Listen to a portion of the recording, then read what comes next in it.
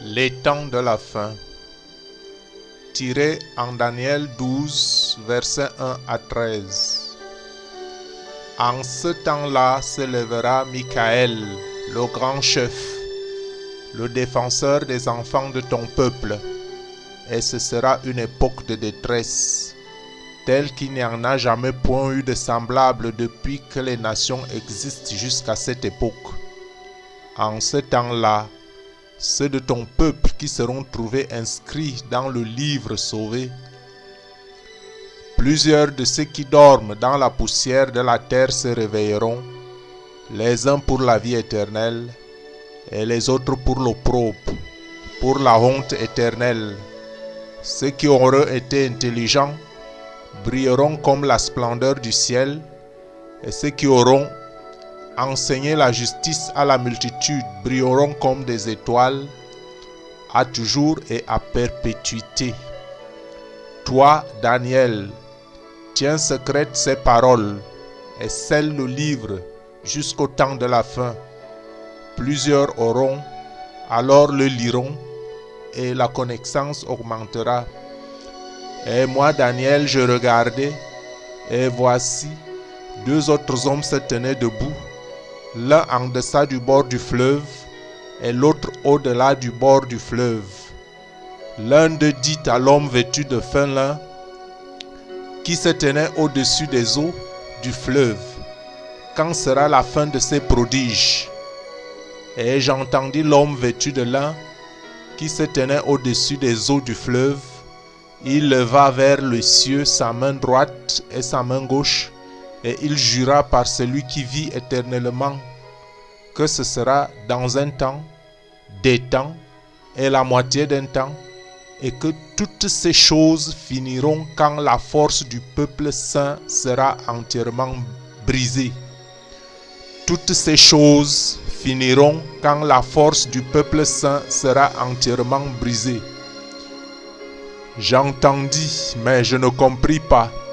Et je dis, mon Seigneur, quelle sera l'issue de ces choses? Il répondit, va, Daniel, car ces paroles seront tenues secrètes et scellées jusqu'au temps de la fin. Plusieurs seront purifiés, blanchis et éprouvés. Les méchants feront le mal et aucun des méchants ne comprendra. Mais ceux qui auront de l'intelligence comprendront. Depuis le temps où cessera le sacrifice perpétuel et où sera dressée l'abomination du dévastateur, il y aura 1290 jours. Heureux celui qui attendra et qui arrivera jusqu'à 1335 jours. Et toi, marche vers ta fin. Tu te reposeras et tu seras debout pour ton héritage à la fin des jours.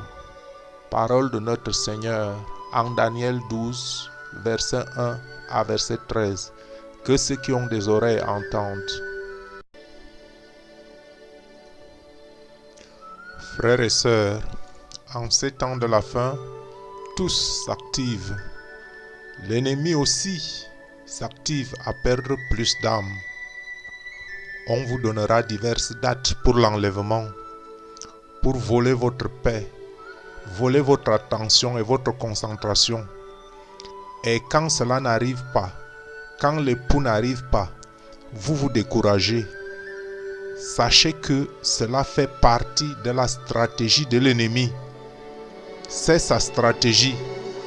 Ensuite, il envoie des moqueurs derrière vous pour vous donner le coup de grâce, pour vous démoraliser, que l'enlèvement de celui que vous chérissez et en qui vous espérez sincèrement n'est pas arrivé. Bien que son esprit, l'esprit de notre Seigneur, soit déjà parmi nous et en nous, Daniel nous avertit en Daniel 12, verset 7, que ces choses arriveront quand la force du peuple saint sera entièrement brisée. Ces choses arriveront quand la force du peuple saint sera entièrement brisée. N'est-ce pas là la logique de la stratégie de l'ennemi avec des multiples dates de l'enlèvement? Que t'importe, toi, adorateur de Jésus? Que t'importe quand l'époux vient? N'est-il pas écrit: pour ce qui est du jour et de la date, personne ne le sait, ni les anges des cieux, ni le Fils, mais le Père seul. Matthieu 24, 36. Et on peut lire en Marc 13, verset 32. Pour ce qui est du jour et de l'heure, personne ne le sait, ni les anges dans le ciel, ni le Fils, mais le Père seul. C'est pourquoi prenez garde, veillez et priez, car vous ne savez pas quand ce temps viendra.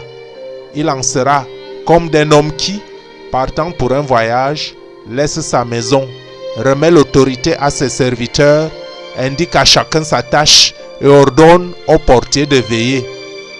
Donc, chers frères, sœurs, votre devoir est de veiller sur l'héritage que Christ nous a donné, l'exemple sur la croix. Et on peut lire en Éphésiens 6, versets 5 à 18. Serviteurs, obéissez à vos maîtres selon la chair, avec crainte et tremblement, dans la simplicité de votre cœur, comme à Christ, non pas seulement sous leurs yeux, comme pour plaire aux hommes, mais comme des serviteurs de Christ qui font de bon cœur la volonté de Dieu. Servez-les avec empressement, comme servant le Seigneur et non des hommes, sachant que chacun, soit esclave, soit libre, recevra du Seigneur selon ce qu'il aura fait de bien. Et vous, maîtres, agissez de même à leur égard, et abstenez-vous de menaces, sachant que leur maître et le vôtre est dans les cieux, et que devant lui, il n'y a point d'acception de personne. Au reste, fortifiez-vous dans le Seigneur, et par sa force toute puissante, revêtez-vous de toutes les armures de Dieu, afin de pouvoir tenir ferme contre les ruses du diable.